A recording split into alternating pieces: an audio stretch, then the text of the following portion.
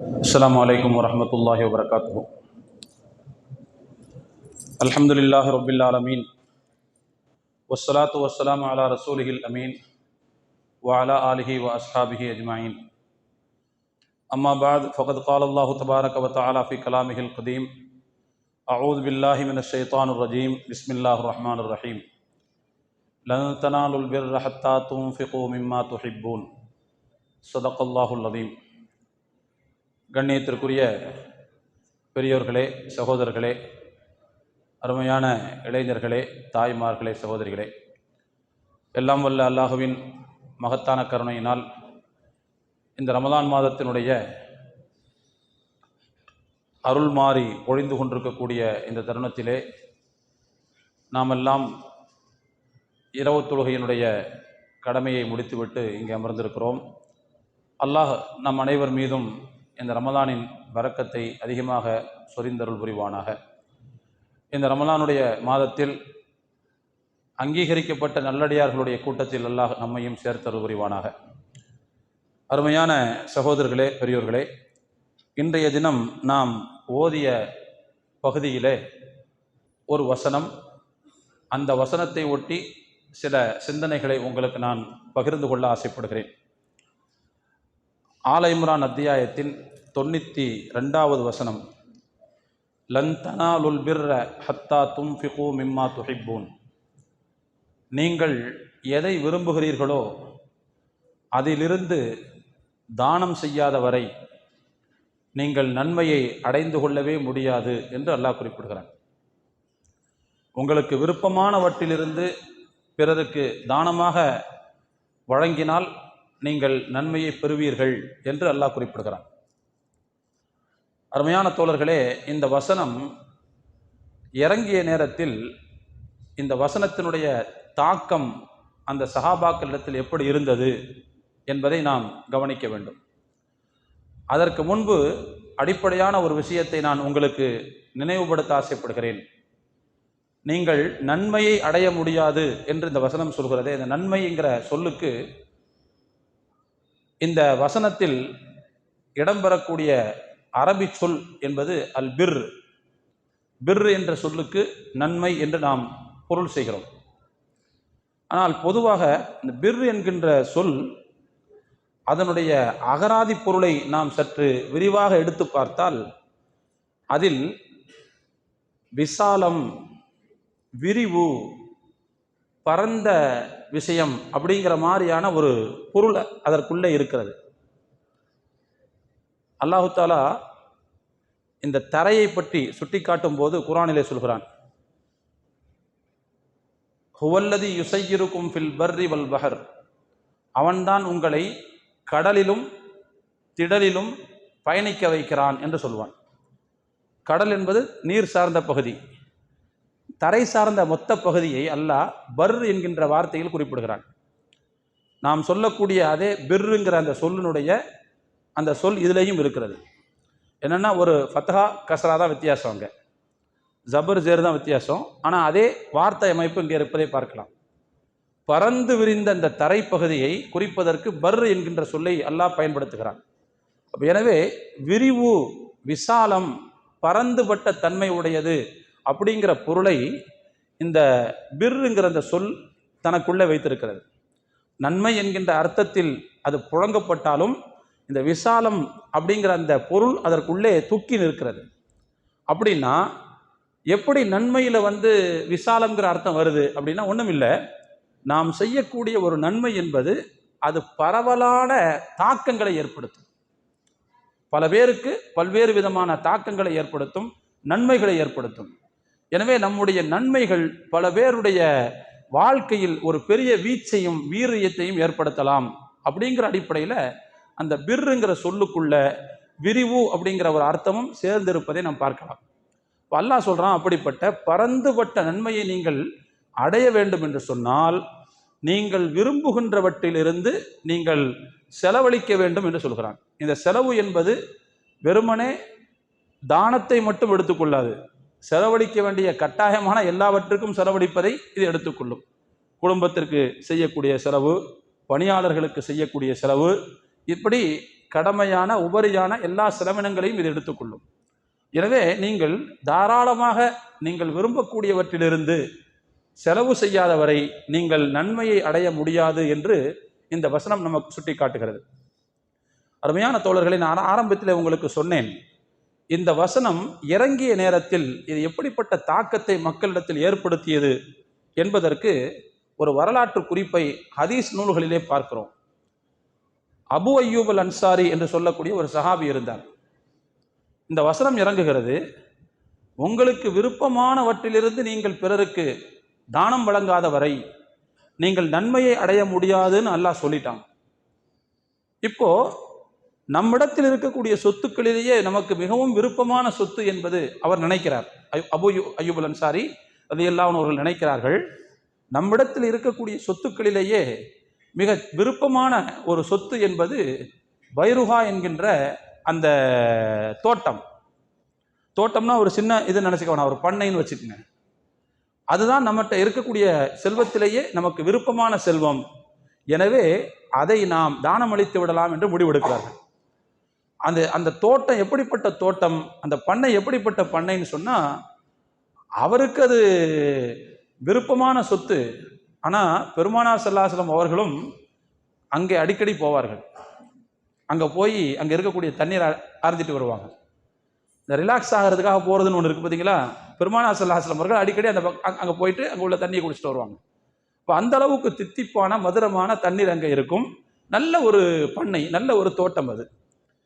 அப்போ அந்த தோட்டம் தான் தன்னுடைய சொத்துக்களிலேயே மரியாதை மிகுந்த சொத்து, விலை மதிப்பற்ற சொத்து என்று அபு அய்யூப் அல் அன்சாரி அபு அய்யூப் அல்ல, கொஞ்சம் திருத்திக்கணும், அபு தல்ஹாங்கிற சஹாபி, அதுதான் தன்னுடைய மிகப்பெரிய சொத்துன்னு அவர் நினச்சி நேராக ரசூலுல்லாஹி ஸல்லல்லாஹு அலைஹி வஸல்லம் அவங்கள்ட்ட வர்றார்.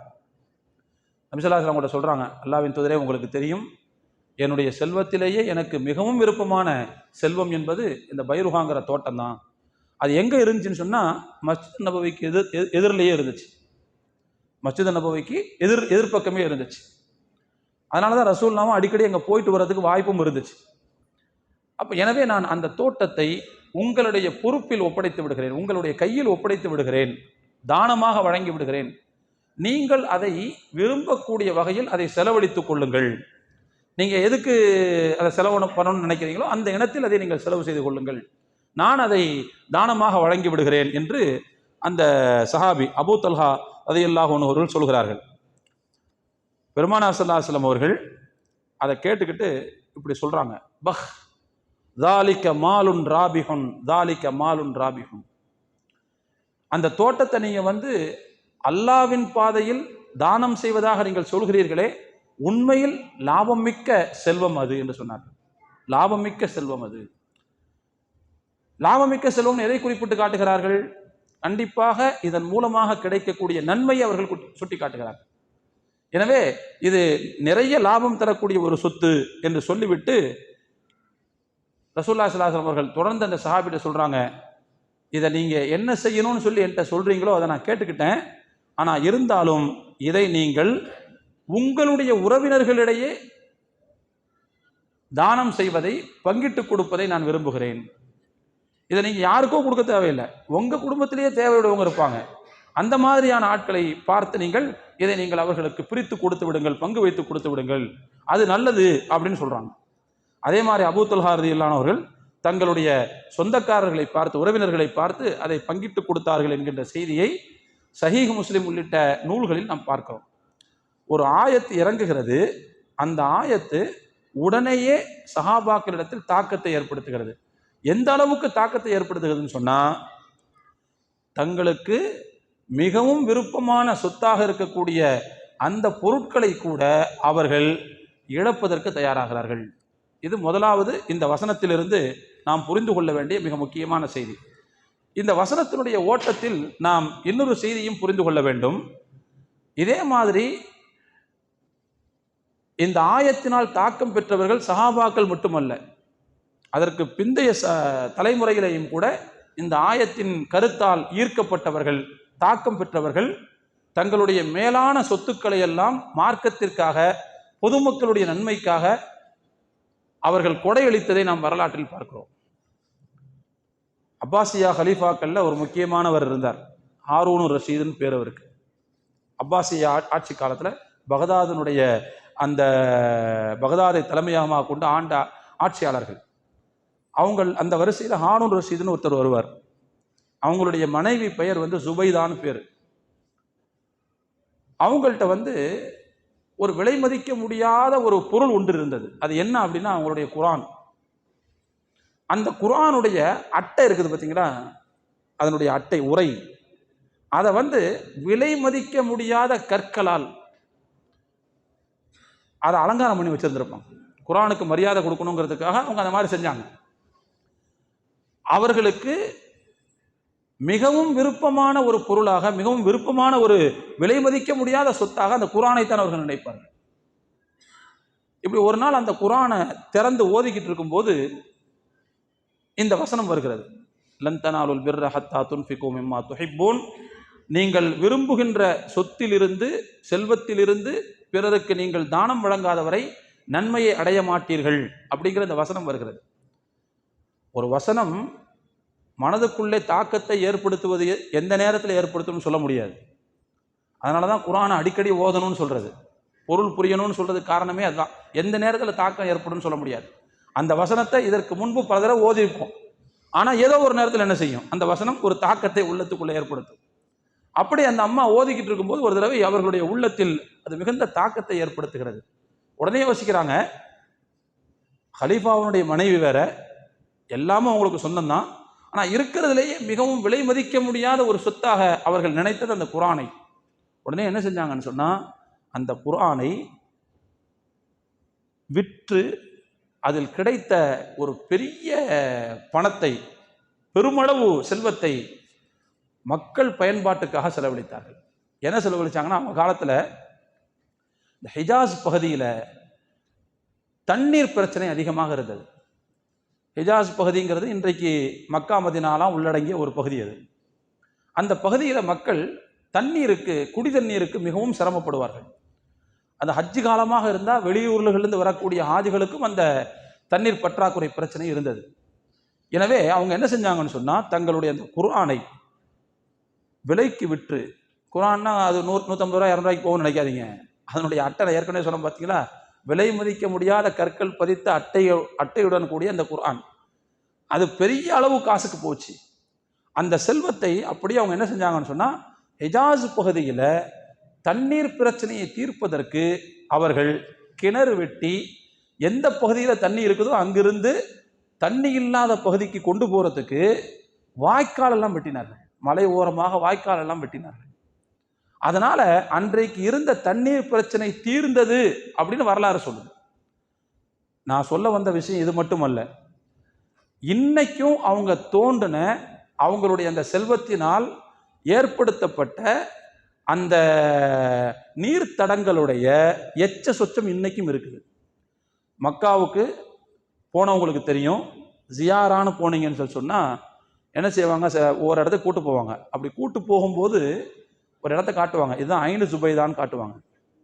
ஜுபைதா அவர்கள் தங்களுடைய செல்வத்தை செலவழித்து போட்ட கிணல் அது, அதாவது வாய்க்கால், அதனுடைய இடிபாடுகளை காட்டுவார்கள். இன்னும் அது இருக்குது அப்படின்னு காட்டுவாங்க. எதுக்கு சொல்ல வரேன்னா, தன்னால் விலை மதிக்க முடியாத ஒரு சொத்தை மக்கள் பயன்பெற வேண்டும் என்பதற்காக கொடுக்க வேண்டும் என்கின்ற அந்த எண்ணத்தை இந்த குர்ஆனுடைய வசனத்தை ஓதும் போது அவர்கள் பெற்றார்கள். அல்லாஹ் என்ன செஞ்சான்னா, அதை நினைவுபடுத்தக்கூடிய சின்னத்தை, அதனுடைய நினைவை இன்று வரைக்கும் மக்களுக்கு அல்லாஹ் காட்டி கொண்டிருக்கிறார். அப்படின்னா இது எவ்வளவு பெரிய தாக்கத்தை ஏற்படுத்துகிறது என்பதை நாம் இங்கே புரிந்து கொள்ள கடமைப்பட்டிருக்கிறோம். இப்படி குர்ஆனுடைய வசனங்களால் தாக்கம் பெற்ற மக்கள், சஹாபாக்கள், அதற்கு பிறகு உள்ள அந்த ஒவ்வொரு தலைமுறையும் இருந்து கொண்டிருக்கிறார்கள். ஹைர், இந்த வசனத்திலிருந்து நாம் பெற வேண்டிய இன்னொரு பாடம் என்னன்னு சொன்னால், அல்லாஹ்வினுடைய பாதையில் நாம் கொடுக்கக்கூடிய தர்மம் என்பது அது மிகப்பெரிய நன்மையை நமக்கு ஏற்படுத்தி தருகிறது. பெருமானார் ஸல்லல்லாஹு அலைஹி வஸல்லம் அவர்கள் தர்மம் என்று வரும்போது மிகுந்த மனவிசாலம் பெற்றவர்களாக இருப்பார்கள். அவங்கள பற்றி வருது, தென்றலை விட மிக அதிகமாக தர்மம் வழங்கக்கூடியவர்களாக இருப்பார்கள். யாருக்கு தர்மம் வழங்கக்கூடிய அந்த பண்பு இருக்கிறதோ அவர் நிச்சயமாக மன விசாலத்தை பெற்றிருப்பார். மன விசாலத்திற்கும் தர்மத்திற்கும் தொடர்பு இருக்கிறது. எனவே அப்படிப்பட்ட ஒரு விசாலமான மனம், பெருந்தன்மையான மனம், தயாள மனம் வேண்டும் என்று விரும்புபவர்கள் கண்டிப்பாக அவர்கள் தர்மம் செய்ய வேண்டும் என்று ரசூலுல்லாஹி ஸல்லல்லாஹு அலைஹி வஸல்லம் இந்த நடவடிக்கையிலிருந்து நாம் புரிந்து கொள்கிறோம். தர்மத்தை பொறுத்த வரைக்கும் அதன் மூலமாக நமக்கு நிறைய நன்மைகள் கிடைக்கின்றன. ஹதீஸில் வரக்கூடிய சில செய்திகளை மட்டும் உங்களுக்கு நான் அப்படியே கோடிட்டு காட்டிவிட்டு முடிக்கிறேன். முதலாவது, தர்மம் என்பது ஹலாலான பொருளில் இருந்து செய்யப்பட வேண்டியதாக இருக்கணும். ஹலாலான பொருளிலிருந்து செய்யப்பட வேண்டும். அப்படி செய்யப்படக்கூடிய தர்மத்திற்கு அல்லாஹ்விடத்தில் உயர்ந்த அங்கீகாரம் இருக்கிறது. எவ்வளவு பெரிய அங்கீகாரம்னு சொன்னா, அல்லாஹ் அதை வளர்த்தெடுப்பதற்கென்று தனி அக்கறை செலுத்துகிறான். அதை வளர்ப்பதற்காக அல்லாஹ் தனி அக்கறை எடுக்கிறான். ஆனால் ஹலாலான பொருளிலிருந்து இருக்கணும். ஹராமான பொருளிலிருந்து செய்யப்படக்கூடிய தர்மம் என்பது அல்லாஹ்விடத்தில் ஒப்புக்கொள்ளப்படாது. ஏன் ஒப்புக்கொள்ளப்படாத ஒரு கேள்வி ஒன்று வரலாம் உங்களுக்கு. ஏன்னா அது நமக்கே சொந்தம் கிடையாது. நாம ஹராமான பொருளை வச்சிருந்தோம்னா யாரோ ஒருத்தர் இருந்து ஏமாத்தி இருக்கோன்னு அர்த்தம், அல்லது யாரோ ஒருத்தர் இருந்து திருடி இருக்கோன்னு அர்த்தம், அல்லது யாரோ ஒருத்தர் இருந்து அபகரிச்சிருக்கோன்னு அர்த்தம். இந்த மாதிரி ஏதோ ஒரு விஷயத்துக்குள்ள தான் அது வரும் கண்டிப்பா. அப்போ அப்படின்னா அது நம்ம கையில் இருந்தாலும், அது நம்மளுடைய கணக்கில் வர வைக்கப்பட்டிருந்தாலும் சட்டப்படி நமக்கு அதுக்கும் சம்மந்தமே கிடையாது. அது கிட்டத்தட்ட எதை மாதிரின்னு சொன்னா, கண்டெடுக்கப்பட்ட ஒரு பொருளை போலத்தான். யாரோ ஒருத்தர் ஒரு பொருளை போட்டு போயிட்டாங்க, எடுத்து கையில் வச்சிருக்கோம், நமக்கு சொந்தமாயிருமா? அதே மாதிரி தான் அது. என்னன்னா அதில் நம்ம கொஞ்சம் அத்துமீறி இருக்குன்னு அர்த்தம். அப்போ மொத்தத்தில் அது நம்முடைய பொறுப்பில் இருந்தாலும் அது நமக்கானது அல்ல. எப்பொழுது நமக்கு அதில் உரிமை இல்லையோ அதை நாமும் பயன்படுத்த முடியாது, வேறு புழக்கத்திற்கும் அதை பயன்படுத்த முடியாது. புரிஞ்சுங்களா? அப்போ நம்முடைய பொருளே இல்லைங்கும் போது நாம கொடுத்தா எப்படி தர்மத்துக்கு நன்மை கிடைக்கும்? வேண்டுமானால் நாம் அதை கொடுத்தால் யாருக்கு அது அசல்ல உரியதோ அவருக்கு வேணா அந்த நன்மை போகலாம், நமக்கு அந்த நன்மை கிடைக்காது. அதனால்தான் அல்லாஹ் ஹராமான பொருளிலிருந்து தர்மத்தை ஏற்றுக்கொள்வதில்லை. ஆனா ஹலாலான பொருளிலிருந்து ஒருவர் தர்மம் செய்தால் அந்த தர்மத்தை வளர்த்தெடுப்பதற்கு இறைவன் தனி அக்கறை செலுத்துகிறான். ஹதீஸில் வருது, நபி ஸல்லல்லாஹு அலைஹி வஸல்லம் அவர்கள் சொன்னார்கள், மன் தஸத்தக பி அத்லி தமரத்தின் மின் கஸ்பின் தய்யிபின், தூய வருமானத்திலிருந்து, ஹலாலான வருமானத்திலிருந்து ஒரு பேரிச்சம்பழத்திற்கு இணையான ஒரு மதிப்புள்ள பொருளை ஒருவர் தர்மம் செய்வாரேயானால், ரொம்ப பெரிய சொத்து, ஒரு தோட்டம் துறவு, மாணிக்க கல்லு அப்படிலாம் தேவையில்லை. ஹலாலான பொருளிலிருந்து கிடைத்த ஒரு பேரிச்சம்பழத்திற்கு நிகரான மதிப்புள்ள ஒரு பொருளை ஒருவர் தர்மம் செய்தால் கூட அல்லாஹ் அதை தன்னுடைய வலக்கையால் வாங்கிக் கொள்கிறான். வலக்கையால் வாங்கிக் கொள்கிறான். அதாவது அந்த வாசகத்தை ரசூலுல்லாஹ் எப்படி சொல்றாங்க பாருங்க, அதற்கு அங்கீகாரம் கிடைக்குது அப்படிங்கிறத ரசூலுல்லாஹ் எப்படி நமக்கு புரிய வைக்கிறாங்க பாருங்க. இறைவன் தன்னுடைய வலக்கையை நீட்டி வாங்கிக் கொள்கிறான். வாங்கிக் கொள்வதோடு விடுகிறானா? சும்ம யுரப்பிஹா லி சாஹிபிஹி, அந்த தர்மத்தை செய்தவருக்காக அதை வளர்த்தெடுக்கிற பொறுப்பை இறைவன் எடுத்துக்கொள்கிறான். எப்படி? ரசூலுல்லாஹ் அதுக்கு ஒரு உதாரணமும் சொன்னாங்க. கமா யுரப்பி அஹதுக்கும் ஃபலுவஹு, உங்களில் ஒருவர் தம்முடைய குதிரை குட்டியை வளர்ப்பதற்கு எவ்வளவு அக்கறை செலுத்துவாரோ அதுபோல, நல்லா கவனிக்கணும், அதுபோல அவர் என்ன செய்வார்? அல்லாஹ் அதை வளர்த்தெடுப்பான். அதை வளர்த்து கடைசியில் என்ன செய்வான்னா, அல்லாஹ் ஹத்தா தகூன மிஸ்லல் ஜபல், மலை அளவுக்கு அதை பெரிதாக வளர்த்தெடுப்பான். அப்படி சொல்ல ஆதாரபூர்வமான செய்தி. நல்லா கவனிக்கணும். நம்ம ஒரு குட்டி, உதாரணமாக ஒரு கண்ணுக்குட்டின்னு வச்சுக்கோங்க, அல்லது ஒரு ஆட்டுக்குட்டின்னு வச்சுக்கோங்க. ஆட்டுக்குட்டி குட்டி போட்ட உடனே அதை வளர்க்கறதுக்கு நம்ம ரொம்ப அக்கறை செலுத்தணும். அது என்னத்தான் இருந்தாலும் தாயிட்ட போய் தானா பால் குடிச்சுக்கணும்னு வச்சுக்கோங்க. ஆனால் இருந்தாலும் திருட்டு போயெல்லாம் எடுத்துகிட்டு போயிடாம கொள்ளாமல், வேற எந்த விலங்குகளும் கடிச்சிடாமல் கொள்ளாமல் அதை நம்ம பொத்தி பாதுகாக்க வேண்டிய ஒரு சூழ்நிலை இருக்குது. அப்படி தான் கொஞ்சம் கொஞ்சமாக அதை வளர்க்க முடியும். அல்லது ஒரு ஒரு கோழி குஞ்சுன்னு வச்சுக்கோங்க, பருந்து தூக்கிட்டு போயிடாம, வேற பறவைகள் அத்துமீறாம அதை ஒரு குறிப்பிட்ட காலத்துக்கு வளர்த்தெடுக்கிறதுக்கு நாம் அதிகமான அக்கறை செலுத்த வேண்டும். அதே போலத்தான் அல்லாஹ் என்ன செய்யறான்னு சொன்னா, ஹலாலான வருமானத்திலிருந்து செய்யப்பட்ட சின்னஞ்சிறிய தர்மத்தை கூட கண்ணும் கருத்துமாக பார்த்து கொண்டே இருக்கிறான். அதை வளர்த்து கொண்டே இருக்கிறான். மலையளவு அதை வளர்க்கிறான். அதற்கான சவாபாக இறைவன் பன்மடங்காக பெருக்கி கொடுக்கிறான். கொஞ்சம் நஞ்சம் இல்லை, பன்மடங்காக பெருக்கி கொடுக்கிறான் என்று நாம் பார்க்கிறோம். ஆக மொத்தத்தில் இது தர்மத்திற்கு கிடைக்கக்கூடிய மிக முக்கியமான பலாபலன் என்பதை நாம் இந்த இடத்துல புரிந்து கொள்ள கடமைப்பட்டிருக்கிறோம். இது ஒன்று. அடுத்து இரண்டாவது, தர்மம் என்பது பாவங்களுக்கான பரிகாரமாக மாறுகிறது. உலகத்தில் நாம் எத்தனையோ பாவங்கள் செய்கிறோம். சில நேரங்களில் நம்மையும் அறியாமல் செய்யக்கூடிய பாவங்களுக்கு பரிகாரமாக அல்லாஹ் நாம் செய்யக்கூடிய தர்மங்களை வைத்திருக்கிறான். நபிகள் நாயகம் ஸல்லல்லாஹு அலைஹி வஸல்லம் அவர்கள் ஒரு ஹதீஸ்ல சொன்னாங்க, அஸ்ஸதகத்து துத்ஃபிஉல் ஹதீஅத கமா யுத்ஃபிஉல் மாஉ அன்னார. நெருப்பை எப்படி தண்ணீர் அணைக்கிறதோ அதுபோல தர்மம் என்பது பாவங்களை அணைத்து விடுகிறதுன்னு சொன்னாங்க. பாவம்னா நல்லா கவனிக்கணும், சிறு பாவங்கள்னு புரிஞ்சுக்கணும், பெரும் பாவங்கள் கிடையாது. பெரும் பாவங்களை மன்னிக்கணும், அல்லாட்ட தௌபா கேட்கணும். அதே அந்த பாவம் அடியார்கள் சம்பந்தப்பட்ட பாவமாக இருந்தால் சம்பந்தப்பட்ட அடியார்கள்ட்ட மன்னிப்பு கேட்கணும். அப்பதான் அந்த பாவத்தை எல்லாம் மன்னிப்பான். பாவத்தை மன்னிப்பது பாவங்களுக்கான பிராயச்சித்தமாக அமைவது என்கின்ற வகையில் ஹதீசுகளில் வந்தால் அதுக்கு என்ன அர்த்தம்னா சிறு பாவங்களை மன்னிப்பான்னு அர்த்தம். நம்ம செய்கிற பெரிய பெரிய பாவத்தெல்லாம் நம்ம மன்னிச்சுலாம் நினைக்கக்கூடாது. புரிஞ்சுங்களா? கடப்பாறையை முழுக்கிட்டா கஷாயம் குடித்தாலாம் என்ன செய்யாது, செரிமானம் ஆகாது. அதுக்கு வேற பொருள் தான் என்ன செய்யணும், சாப்பிடணும். அதை பெரும்பாவத்துக்கெல்லாம் எல்லாம் இந்த மாதிரி செய்யறது இல்லை. சின்ன சின்ன பாவத்துக்கு தான் எல்லாம் என்ன செய்வான்னு சொல்லிட்டோம்னா நம்முடைய தர்மங்களை அதற்கான பரிகாரமாக மாற்றுகிறான் அப்படிங்கிறத நம்ம பார்க்கணும். அது மட்டுமல்ல தோழர்களே, நான் ஏற்கனவே சொன்னேன், அல்லாஹ் நாம் செய்யக்கூடிய தர்மங்களை வளர்க்கிறான் என்று. உண்மையிலேயே தர்மம் என்பது கொடுக்கும் போது குறைவதை போன்று தோற்றம் தெரிந்தாலும் கூட உண்மையில் அது குறைவதில்லை. அதில் நிச்சயமாக பெருக்கம் தான் ஏற்படுகிறது. நபி ஸல்லல்லாஹு அலைஹி வஸல்லம் அவர்கள் சொன்னார்கள், மா நகசத் சதகத்துன் மிம் மாலின். தர்மம் என்பது நம்முடைய செல்வத்தில் கொஞ்சம் கூட குறைவை ஏற்படுத்துவதில்லைன்னு சொன்னாங்க. கொஞ்சம் கூட குறைவை ஏற்படுத்துவதில்லை. அப்படின்னா என்ன அர்த்தம்? ஒரு மானசீகமான பரக்கத்தை, வளத்தை அல்லாஹ் அந்த தர்மத்திற்கு, அந்த பொருளுக்கு வைக்கிறான். நாம எந்த பொருளிலிருந்து தர்மத்தை எடுத்து வெளியே கொடுத்தோமோ அந்த பொருள் ஒரு மானசீகமான பரக்கத்திற்குரியதாக மாறிவிடுகிறது. அப்படி மாறும்போது அதில் அல்லாஹ் மிகப்பெரிய வளர்ச்சியை ஏற்படுத்துகிறான். பொதுவாக இறக்கத்தான் ஊருன்னு சொல்லுவாங்க இல்லையா? அப்படிங்கும்போது கொடுக்கும்போது நிச்சயமாக அது பெருகும் என்பதில் எந்த சந்தேகமும் இல்லை. இதை எப்படி நீங்க புரிஞ்சுக்கலாம்னு சொன்னா வேற ஒன்றும் இல்லை. அல்லாஹ் கொடுக்கக்கூடிய மனிதர் விஷயத்தில் இப்படி சிந்திப்பான். எப்படி சிந்திக்கிறான் அப்படின்னா, நாம தான் கொடுக்கணும், ஆனா இவனுக்கு நாம கொடுத்த பொருளில் இருந்து இவன் வேற ஒருத்தவனுக்கு கொடுக்குறான்ல, அப்போ நாம செய்ய வேண்டிய வேலை இவன் செய்யறான், அதனால இவனுக்கு நாம என்ன செய்யலாம், இன்னும் கொஞ்சம் அதிகமாக கொடுக்கலாம் அப்படின்னு எல்லாம் நினைக்கிறான். ரிசுக்கு தர்றவன் இறைவன், ஆனால் கொடுத்த ரிசுக்கை இவன் மட்டும் வைத்துக் கொள்ளாமல் இவன் இன்னொருவருக்கும் சேர்த்து கொடுக்குறான் பார்த்தீங்களா? அதனால இவன் கையை நம்ம சும்மா விட்டுறக்கூடாது. அதனால அல்லாஹ் என்ன செய்யறான்னு சொன்னா, இந்த மாதிரி தர்மம் செய்யக்கூடியவர்கள், இந்த மாதிரி உதவி செய்யக்கூடியவர்களுடைய கையை வெறுங்கையாக விடுவதற்கு அல்லாஹ் வெட்கப்படுகிறான். அப்ப அப்படிங்கும்போது அந்த கையை அல்லாஹ் நிச்சயமாக இட்டு நிரப்புவான். அவன் அந்த கையை வெறுங்கையா விடுறதுக்கு அல்லாஹ்வுக்கு கொஞ்சம் கூட மனசு வராது. அப்ப எனவே கொடுக்கக்கூடிய அந்த செல்வம் என்பது கண்டிப்பாக நம்முடைய செல்வத்தில் எந்த குறையையும் ஏற்படுத்தாது, அது வளர்ச்சி அடைந்து கொண்டே இருக்கும் அப்படிங்கிறதையும் நாம கவனிக்கணும். எல்லாத்தையும் விட இன்னொரு செய்தி இருக்குது.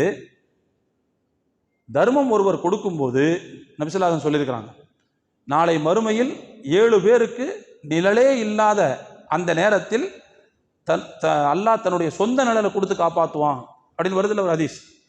அதுல ஒருத்தர் யாருன்னா, தர்மம் கொடுப்பார். அவர் கொடுக்கக்கூடிய தர்மத்தை, அவருடைய வலதுகை கொடுக்கக்கூடிய தர்மத்தை இடதுகை கூட தெரியாமல் கொடுப்பார். அந்த மாதிரி கொடுக்கக்கூடிய ஒருவருக்கும் நாளை மறுமையில் அல்லாஹ் அந்த நிழலை கொடுப்பான் நபி ஸல்லல்லாஹு அலைஹி வஸல்லம் சொன்னாங்க.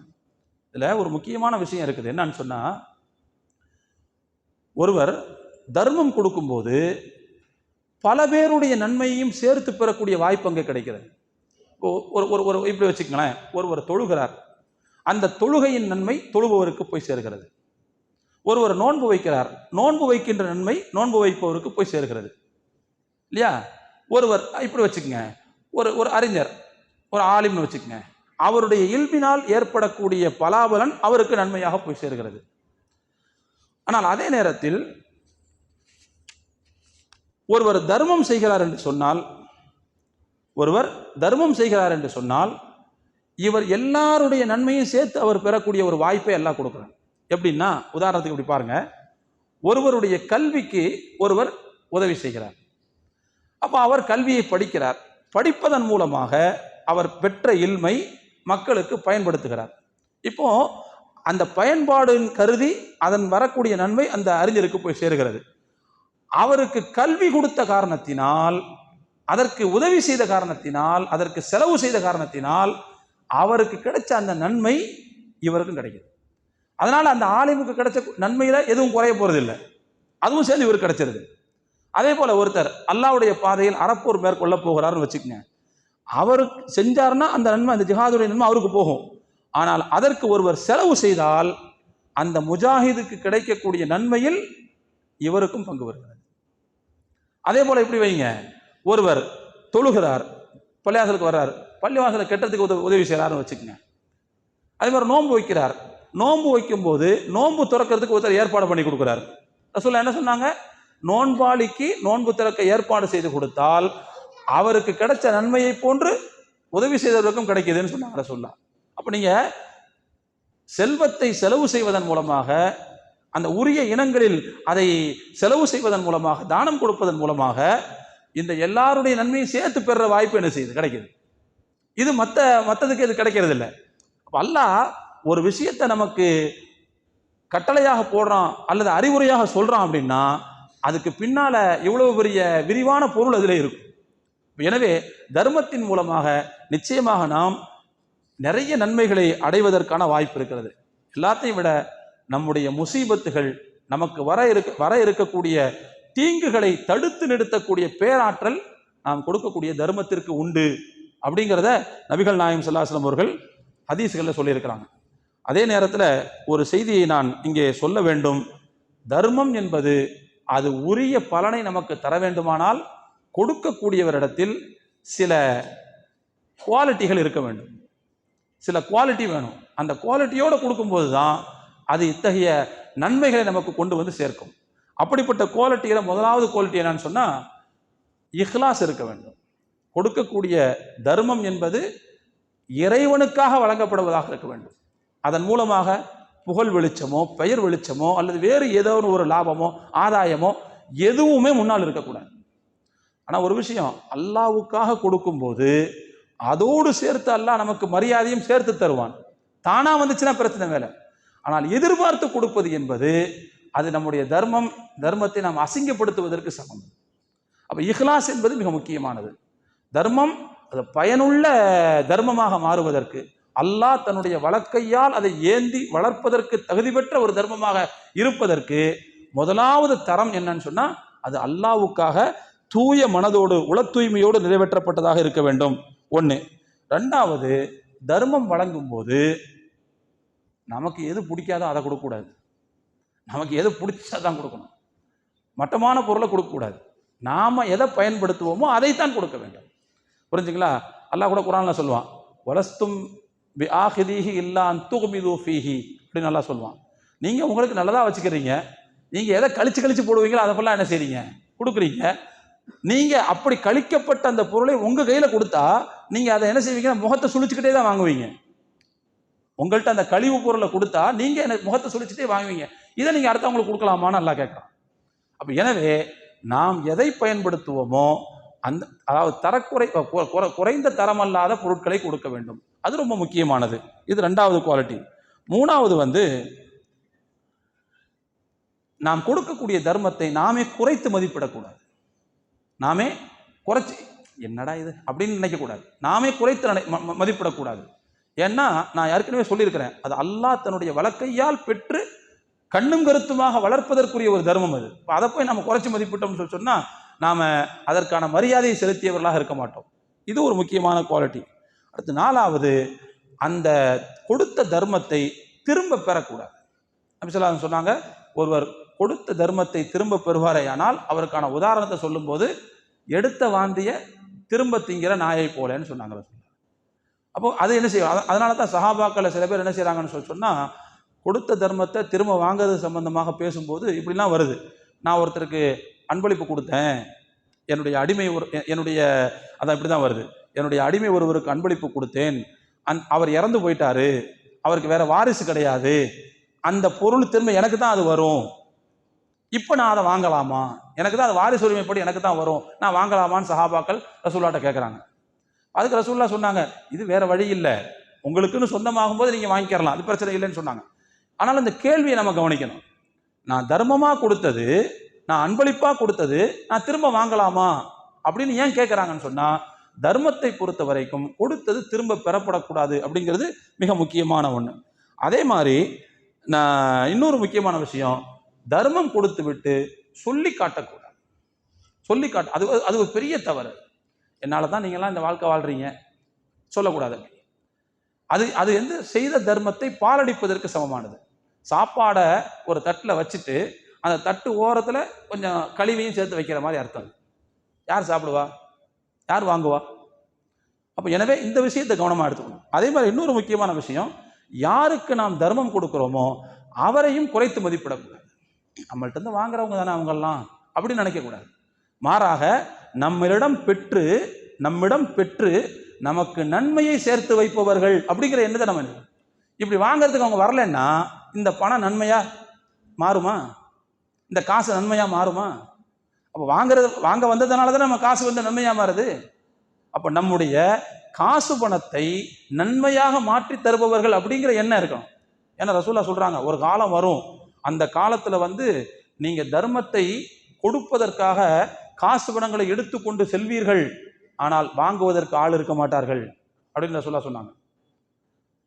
அப்போ அந்த மாதிரி ஒரு காலம் வரும் அப்படிங்கிறதையும் நம்ம கவனத்தில் எடுத்துக்கணும். எனவே நாம் யாருக்கு தர்மம் கொடுக்குறோமோ அவர்களையும் குறைத்து மதிப்பிடக்கூடாது. இன்னைக்குள்ள சூழ்நிலை எப்படி ஆகி போச்சுன்னு சொன்னால், தர்மம் செய்வதற்கான வாய்ப்புகளை நம்முடைய கால சுழற்சி என்பது குறைத்து கொண்டே வருகிறது. டெக்னாலஜி முன்னேற்றம் என்பது, அதே மாதிரி நாடு நகரங்கள் எல்லாம் விரிந்து கொண்டே செல்வது என்பது இந்த மாதிரியான அறச்செயல்களை குறைத்து கொண்டே வருகிறது. ஒரு காலம் இருந்துச்சுங்க, அப்போ வந்து நம்ம வீடுகளுக்கு வந்து கேட்டே போட மாட்டோம். யாருனாலும் வந்து கேட்கறதுக்கு வசதி இருந்துச்சு. அதுக்கப்புறம் கேட்டு போட்டோம், திண்ணையெல்லாம் கேட்டு போட்டு மூடிட்டோம். அப்போது வந்து வாங்குறவங்களுடைய எண்ணிக்கை குறைஞ்சிச்சு. அதுக்கு பிறகு நாம் என்ன செஞ்சோம், கேட்டட் சமூகமாக மாறணும்.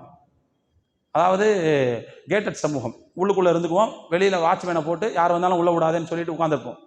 இதனால் தர்மம் வாங்கக்கூடிய அந்த கொடுக்கக்கூடிய பழக்கம் இன்னும் கொஞ்சம் குறைஞ்சி. அதுக்கு பிறகு அப்பார்ட்மெண்ட் சிஸ்டத்துக்கு வந்தோம். நமக்கே ஒரு பொருள் வேணும்னா மேலேருந்து கீழே என்ன செய்யணும், கூடையை விட்டு தான் வாங்க முடியும். வாங்குற தர்மம் உள்ள ஆளுங்கிறது என்ன செய்ய மாட்டார், கூடையை விட முடியாது அவர் அங்கேருந்து. அப்போ அது என்ன செஞ்சு நம்முடைய தர்மத்தினுடைய சிந்தனையை கொஞ்சம் கொஞ்சமாக குறைச்சிக்கிட்டே வந்துச்சு. இப்போ எல்லாம் இன்னும் கொஞ்சம் அதிகமாக போய் கேஷ்லெஸ் எக்கானமியில் ஓடிக்கிட்டு இருக்கு வண்டி. அதாவது டிஜிட்டல் பேமெண்ட்டில் ஓடிக்கிட்டு இருக்கு. டிஜிட்டல் பேமெண்ட்டை கொண்டு போய் தர்மம் கொடுத்துட்டு இருக்க முடியாது. ஆனால் இருந்தாலும் கூட அதனால தான் நான் என்ன செய்வேன்னா மக்கள்கிட்ட சொல்கிறது உண்டு, காசு பணத்தை வச்சு செலவு பண்ணுற பழக்கத்தை தயவு செய்து மறக்காதீங்க. எவ்வளவுதான் கேஷ்லெஸ் எக்கானமி வந்தாலும், எவ்வளோதான் டிஜிட்டல் பேமெண்ட் வந்தாலும், கையில் காசை கொடுத்து பொருளை வாங்கக்கூடிய அந்த பழக்க வழக்கத்தை தயவு செய்து மறந்துடக்கூடாது. நம்ம புரிஞ்சுங்களா? இன்றைக்கெல்லாம் பார்த்தீங்கன்னா ஒரு டீயை குடிச்சிட்டு நீட்டிட்டு வந்துடுறாங்க மக்கள். ஒரு டீ இல்லை, செருப்பு தைச்சிட்டு இப்படி நீட்டிட்டு வந்துடுறாங்க. செருப்பை தைச்சிட்டு அவர்கிட்ட இப்படி நீட்டிட்டு வந்துடுறாங்க. ஒரு கூறு காய்கறியை வாங்கிட்டு இப்படி நீட்டிட்டு வந்துடுறாங்க. இதுக்கெல்லாம் இப்படி பழகவே கூடாதுங்கிறேன் நான். இது பெரிய தப்பு. இது பெரிய தப்பு. ஒரு 20-25 வருஷத்துக்கு முன்னாடி நல்ல ஞாபகம் இருக்கு, டிக்கெட் ரிசர்வேஷன் பண்ணுற அந்த இது இருக்கு பாருங்க, கிட்டத்தட்ட ஒரு நாளோ 2 நாளோ செயல்படலை. மிகப்பெரிய இடையூறுக்கு மக்கள் ஆளானார்கள். மேனுவலாக போட்டால் அந்த சிக்கல் வந்திருக்காது. என்னைக்கு வந்து மிஷின் மயமாக மாறுச்சோ அப்பொழுது மிகப்பெரிய இடையூறுகளை சமூகம் சந்திச்சது. இப்போ எல்லாம் அட்டை, எல்லாம் டிஜிட்டலு, எல்லாம் வந்து மின்மயம், எல்லாம் வந்து கணினிமயம் அப்படின்னு வரும்போது ஒரு நாள் எதுவும் வேலை செய்யலன்னு வச்சுக்கோங்க, டொம்முன்னு ஏதோ ஒன்று வந்து உழுதுச்சு, எல்லாம் நாசமாக போச்சுன்னு வச்சுக்கோங்க, யார்கிட்ட போய் எதை கொடுத்து வாங்க முடியும்? அதனால தான் தயவு செய்து என்ன சொல்கிறேன்னா, காசு கொடுத்து பொருளை வாங்கி பழகக்கூடிய அந்த பழைய நடைமுறையை தயவு செய்து மறந்துடாதீங்க.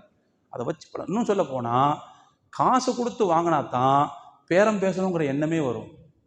நீங்கள் காடை கொடுத்தீங்கன்னா பேரம் பேசணுங்கிற எண்ணமே வராது. அவன் எவ்வளோ சொல்கிறானோ இன்னும் கூட வேணாலும் சேர்த்து எடுத்துக்கோன்னு சொல்லிடுவாங்க. காடை வச்சு வாங்குறதே அப்படி தான் அர்த்தம். எந்த பொருளுக்கு மேலே எக்ஸ்ட்ரா சார்ஜும் சேர்த்து போடுவான். அப்போ இன்னும் கொஞ்சம் சேர்த்து எடுத்துக்கோன்னு நம்மளே சொல்கிறோம். அந்த பழக்கத்தை மறக்கக்கூடாது. அந்த பழக்கம் என்ன எந்த அளவுக்கு நமக்கு பிரச்சனையை உண்டாக்கிடுச்சுன்னு சொன்னால், தர்மம் செய்கிறதுலையும் மிகப்பெரிய பின்னடைவை ஏற்படுத்துகிறது. எனவே இந்த மாதிரியான பழக்க வழக்கங்களிலிருந்து நாம் விடுபட்டு இந்த தர்மம் செய்தல் அப்படிங்கிற அந்த பழக்கத்தை புதுப்பிக்க வேண்டிய தேவை இருக்குது. அல்லாஹு தஆலா இதற்கு மிகப்பெரிய நன்மைகளை நமக்கு தருகிறான்.